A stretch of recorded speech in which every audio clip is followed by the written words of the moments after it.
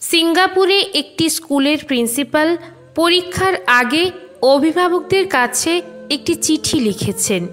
চিঠির বাংলায় অনুবাদ: প্রিয় অভিভাবক, কয়েকদিনের মধ্যেই আপনার সন্তানের পরীক্ষা শুরু হবে। আমি জানি আপনারা খুব আশা করছেন যে আপনাদের ছেলেমেয়েরা পরীক্ষায় খুব ভালো রেজাল্ট করবে।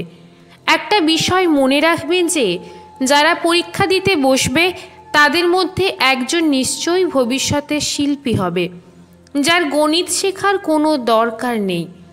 একজন নিশ্চয়ই ভবিষ্যতে উদ্যোক্তা হবে, যার ইতিহাস কিংবা ইংরেজি সাহিত্যে পাণ্ডিত্যের প্রয়োজন নেই। একজন সঙ্গীত শিল্পী হবে, যে রসায়নে কত নম্বর পেয়েছে তাতে তার ভবিষ্যতে কিছু আসে যায় না। একজন খেলোয়াড় হবে, তার শারীরিক দক্ষতা পদার্থবিজ্ঞানের থেকে বেশি জরুরি।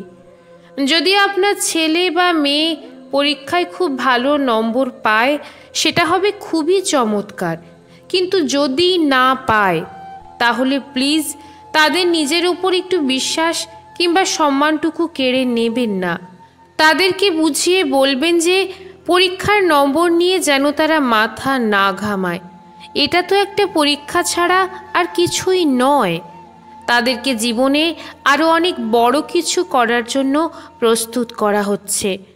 আপনি আপনার সন্তানকে আজই বলুন যে সে পরীক্ষায় যত নম্বর পাক আপনি সবসময় তাকে ভালোবাসেন এবং কখনোই পরীক্ষার নম্বর দিয়ে তার বিচার করবেন না।